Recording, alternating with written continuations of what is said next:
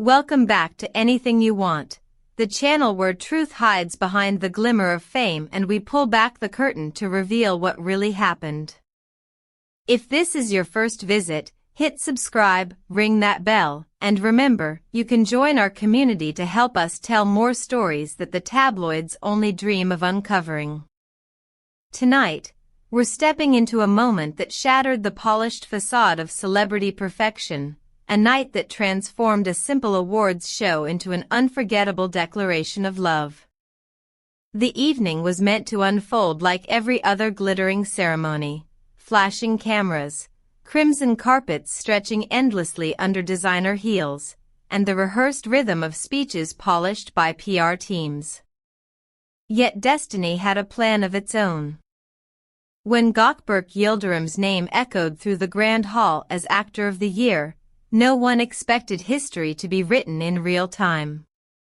He rose with effortless grace, the black of his tailored suit absorbing the golden light, his eyes sharp, almost burning. The crowd's applause rolled over him like thunder. But rather than reciting the customary thanks to his agency or co-stars, he gripped the microphone, exhaled deeply, and spoke words that stopped the air itself. "This award isn't just mine," he said, voice trembling with restrained fire. "It belongs to my wife, the woman I fight for every single day. Come here, love." For a heartbeat, the room froze. Then the murmurs began, a rising storm of speculation and disbelief. No one knew who he meant. Cameras swung like restless eyes, scanning the audience in feverish sweeps. The journalists in the front row exchanged glances, wondering if this was a stunt engineered to dominate tomorrow's headlines. Then movement, slow, hesitant, deliberate. From the back of the hall, a woman stood.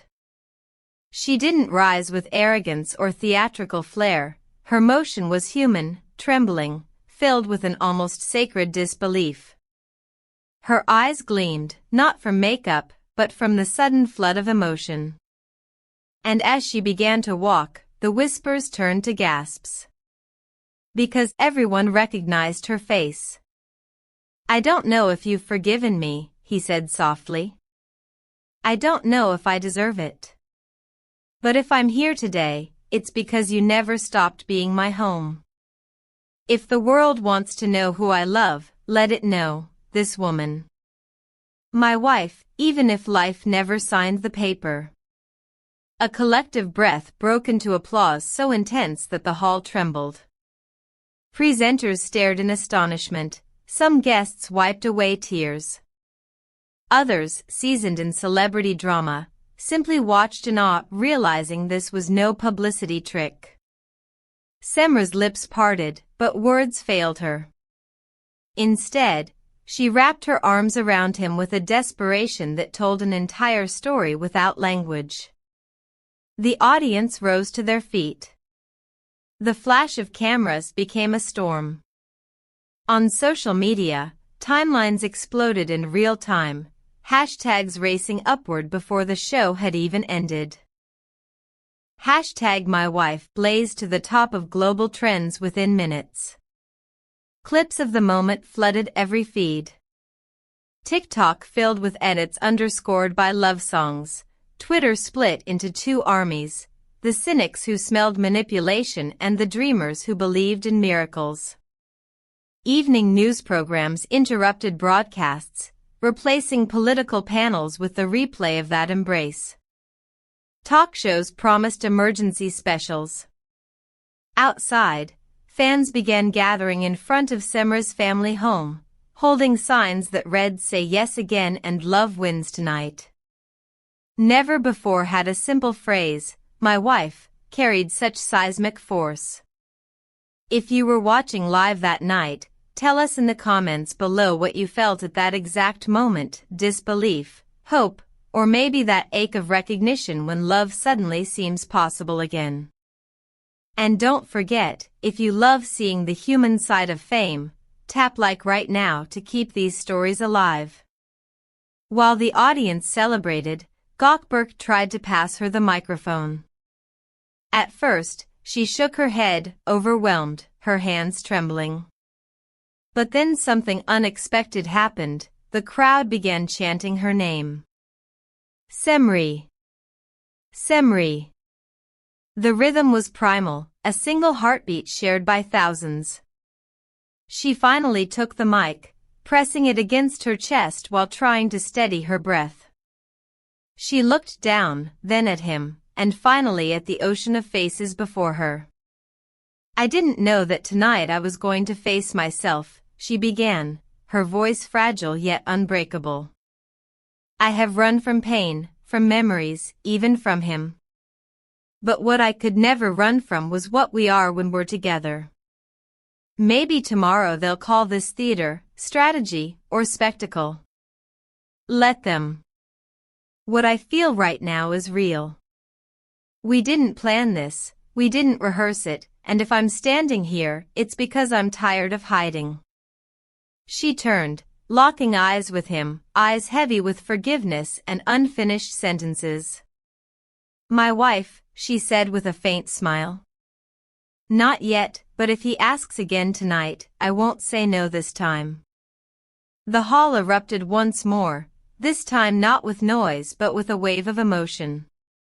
Strangers embraced. Journalists forgot to type. The stage became a sacred space where love momentarily conquered cynicism. Yet, not everyone celebrated. Behind the shimmering stage, chaos brewed. Producers argued, worried that the live broadcast had spiraled beyond control.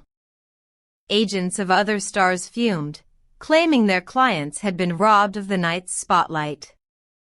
One stage manager was heard shouting, "This isn't a ceremony anymore, it's a soap opera." But no crisis management manual could contain what had already escaped into the world. Because when an authentic emotion breaks through the surface of show business, it becomes unstoppable. The following morning, the nation divided into two camps. Some labeled the scene a masterstroke of publicity, while others swore it was proof that true love never dies. But perhaps the truth lies somewhere in between. Sometimes sincerity and spectacle intertwine, one amplifying the other, both born from the same human need to be seen and to be believed. And maybe that's what captivated millions, not perfection, but vulnerability. For once, the scripted world of fame allowed something real to slip through, and that made people believe again.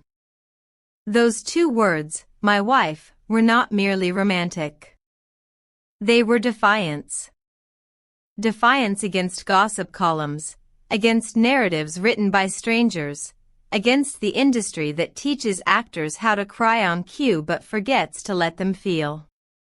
By calling her his wife, Gökberk rewrote his own story, reclaiming a love everyone else had already buried. And in doing so, he reminded us of something universal. Sometimes, the bravest thing a person can do is to say aloud what everyone else is afraid to believe. Days later, talk shows still dissected every syllable. Body language experts analyzed their gestures frame by frame.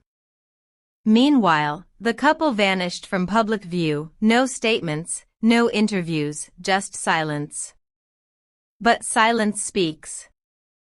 It tells us that maybe, after the explosion, they simply wanted to breathe again, not as celebrities, but as two people rediscovering the courage to love without witnesses. And so ends the night when glamour cracked and humanity shone through. Whether you see it as performance or as destiny, one thing is undeniable. In an age of filters and facades, Gökberk, Yıldırım and Cemre Arda gave us a moment of raw, unedited truth. If this story touched you, like this video, subscribe to Anything You Want, and tap join to keep supporting honest storytelling. Tell us below, do you believe this was love reclaiming its voice, or a perfectly timed act of courage on live television? Whatever you think, remember how the heart, when it finally speaks, has the power to silence even the loudest room. And that night, for a fleeting eternity, the world listened.